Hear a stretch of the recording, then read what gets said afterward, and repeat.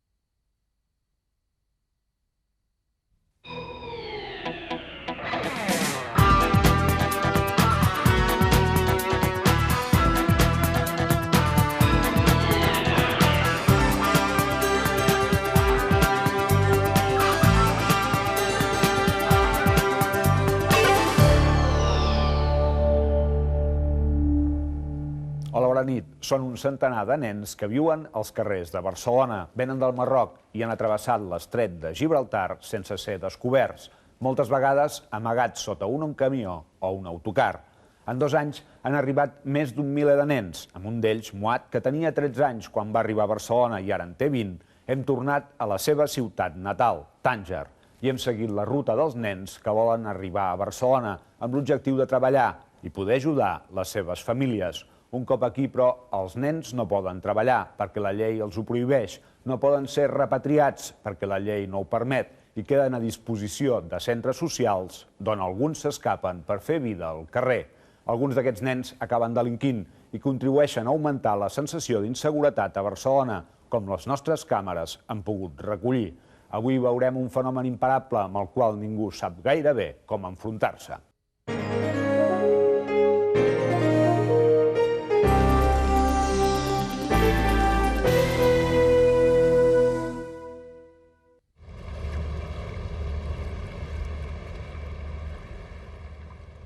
Hace 7 años he hecho el viaje al revés de Tánger a España.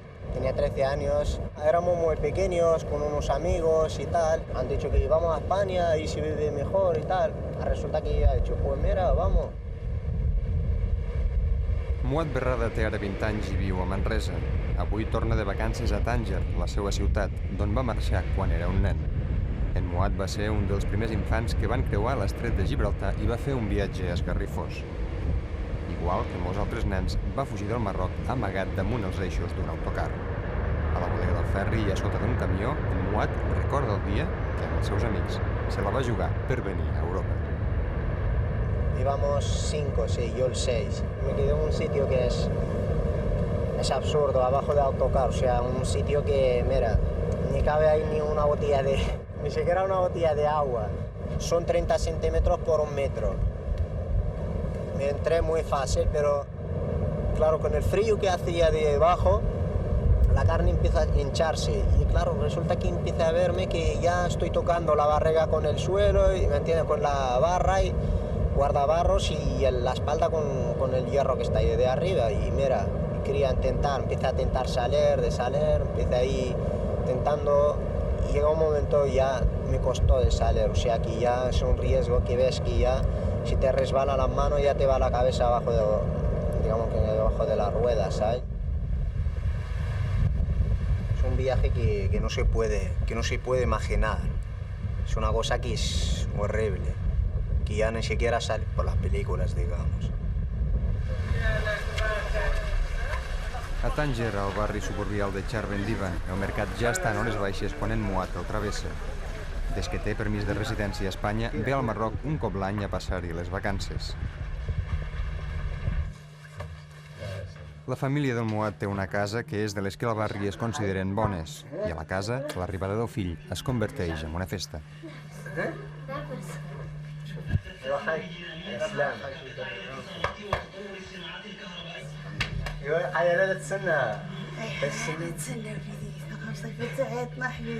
وانا عيال عيط لك مرة أخرى عيطنا هذا قال لي تاع 10 منها تطلع 10 منها Quan el Muad va trucar per primera vegada després de marxar, va ser un dia de festa, perquè tota la família estàvem molt contents. Pensàvem que podia ser mort, i quan va trucar va ser com el dia del seu naixement. Va tornar a néixer.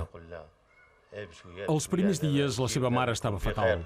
Plorava dia i nit, i quan jo li deia que no plorés, em deia que ja no era viu, que havia mort sota un camió o un autocar, que l'havien tirat al mar. Plorava i no hi havia manera de consolar-la. A los 13 años dejas tu familia, pues mira, es muy duro. Eso nada más que, no hace falta que lo pases, nada más que lo imaginas así, cierra el ojo y dices, oye, mira, es muy diferente, claro. Es muy duro, sí.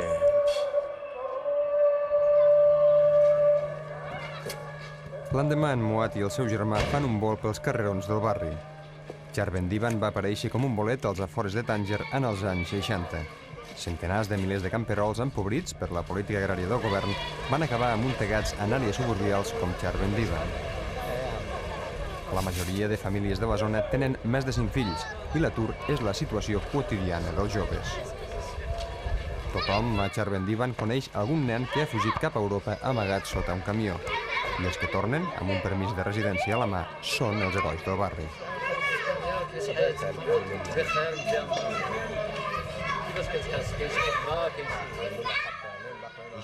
Els joves, quan se'n van allà, només pensen a tenir diners i cotxe. Volen un futur ràpid. No volen esperar fins als 40 anys, com aquí.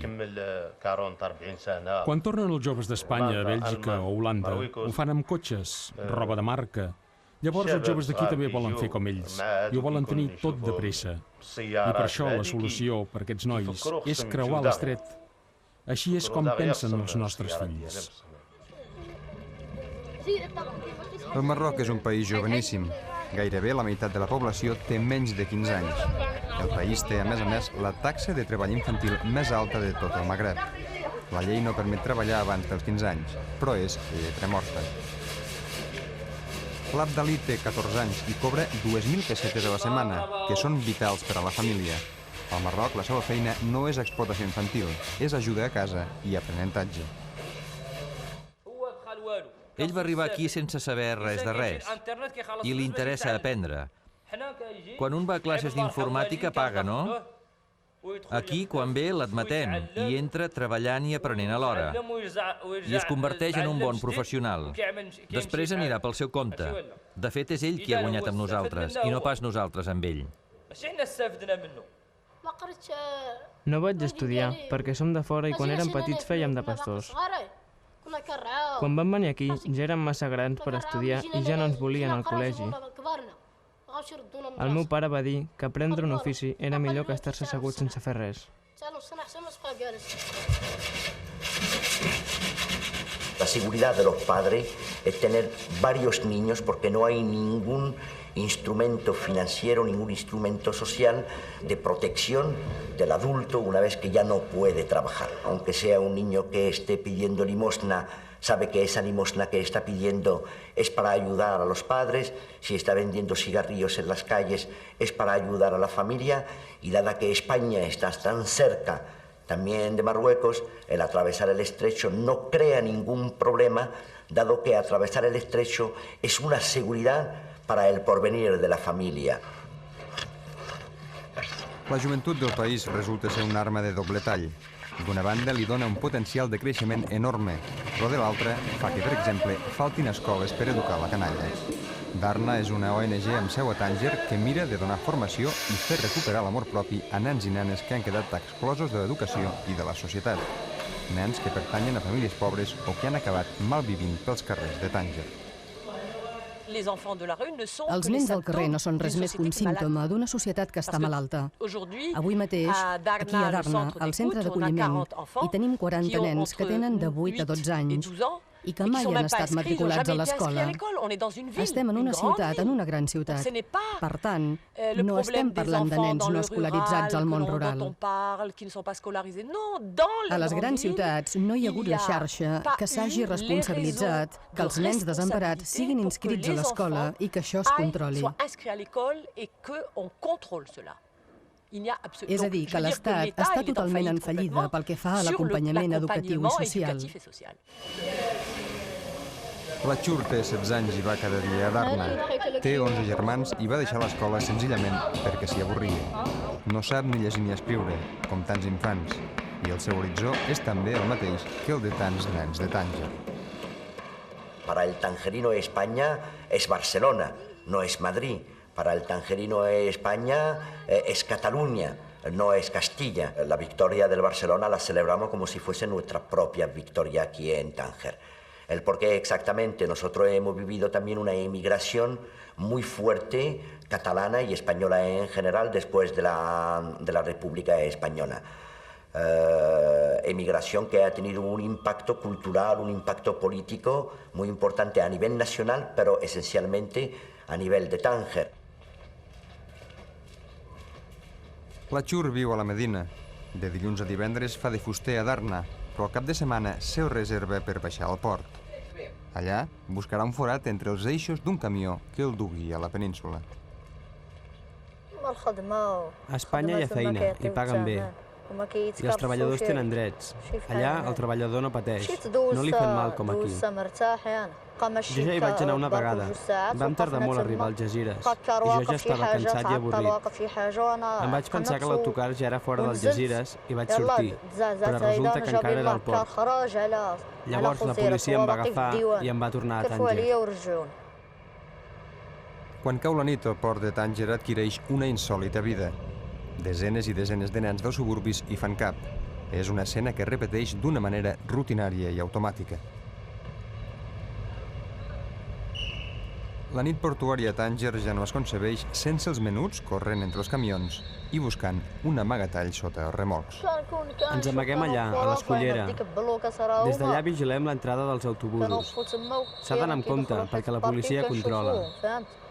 Quan el pàrquing és ple, és més fàcil entrar-hi. O també, per exemple, quan el rei fa una visita a Tànger, ja que gairebé no hi ha policia al port i s'hi pot entrar molt fàcilment. També es pot fer durant el Ramadà, quan la policia marxa per anar a trencar el dejuni. Vaja, que s'ha de conèixer molt bé el moment adequat i aprofitar-lo. Com cada dissabte, la Chur ha entrat ja al port i es perd entre la canalla.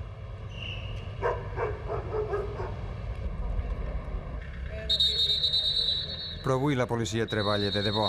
La presència de les càmeres de TV3 al port ha fet que hi hagués un desplegament desmesurat d'agents. Els nens fugen de la policia. Si els enxampen, hi haurà bastonades. Ens peguen, sí, ens peguen molt. Quan ens fiquen al cotxe, ens peguen amb una goma i després ens duen a comissaria. Ens tanquen en una habitació, on fa molt de fred, i ens deixen allà fins que canvia el torn, i llavors ens deixen sortir. I quan surto em dic, mai més tornaré al port, però un cop oblido el que hi vaig passar, ho torno a provar una altra vegada. No conec cap habitant de Tànger que no sumi travessar l'estret. Tothom vol marxar a algun lloc. Però això és el que passa en totes les zones frontereres. El que jo crec que és específic de Tànger és que al llarg temps d'abandó de la zona nord, des del punt de vista social, ha fet que tothom es pensi que passant l'estret tindrà una vida millor. A l'abandonada estació de Tànger, a un pas del port, també hi té una trista vida pròpia. Desenes de nens hi malviuen entre les vies. La majoria són de fora de Tànger. Es reuneix al voltant d'un sopar de deixalles, que és un objectiu comú. Vull anar a Barcelona. Vull treballar, arreglar papers, ajudar els pares i la família. Jo també vull millorar, buscar-me la vida, convertir-me en un home de bé. Ho entens? Un home com cal, sense haver de robar ni de ser una mala persona. Portar-me bé amb els espanyols, tenir-hi una bona relació.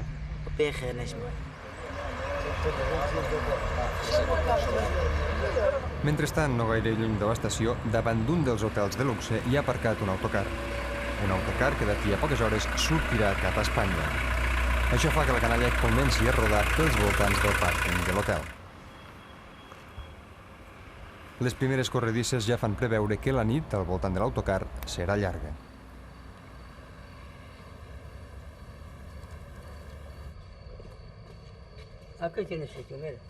El vigilant del pàrquing ja és un expert en el que ell anomena ratolins, és a dir, menuts que s'amaguen als autocars per fugir.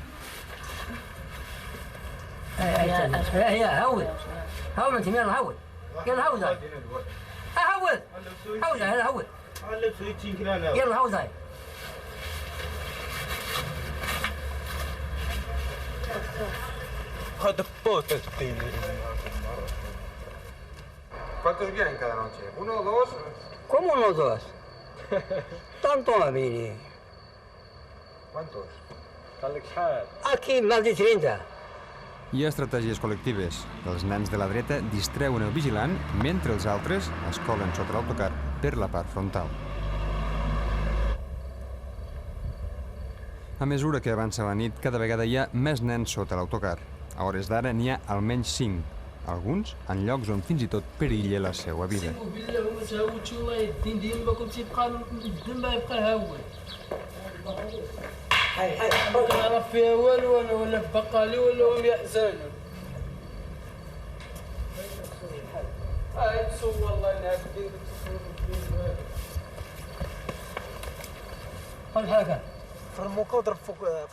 Un nen es va posar a sota d'un camió, al damunt de la barra de transmissió. I quan el camió va arrencar i la barra de transmissió va començar a girar, li va enganxar la camisa, el va estirar, va picar de cap i va caure a terra. I en aquell moment, el camió li va passar per damunt i el va matar. النعاس هذا واخا نعس ماشي نعس اي رمضان penso que aquest noi es devia quedar dormit. حنا كنضربوا في الساسيه No, كاين شي ما كيهزوا Mira, alguns camions, quan arrenquen, se'ls aixequen les rodes i et maten. Atravesar el estrecho no es ese riesgo de ir hacia la muerte, hacia la desaparición, porque se hace ese gesto en una cultura de intentar ayudar y de intentar salvar a alguien que es la familia, con que no es algo individual, egoísta, es un gesto, digamos, que te eleva y eleva la persona hacia otro peldaño que participa a tu vida eterna. Amb l'arribada de la claror es fan els últims intents d'acomodar-se sota el vehicle. És difícil saber quants nens ho han aconseguit.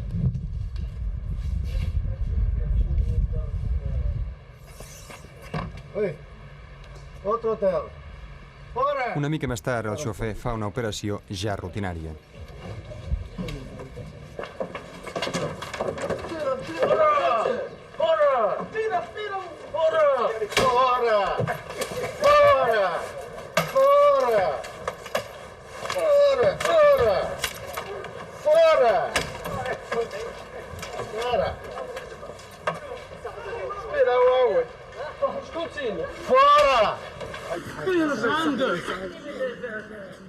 Finalment, del vehicle n'han sortit 8 nens.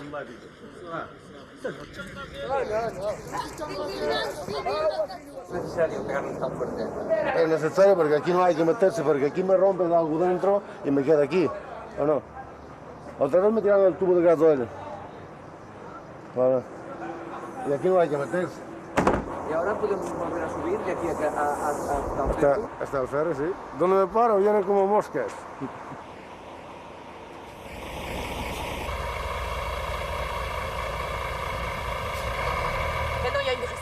Hi ha una responsabilitat compartida dels europeus que ens demanen fer feines de policia.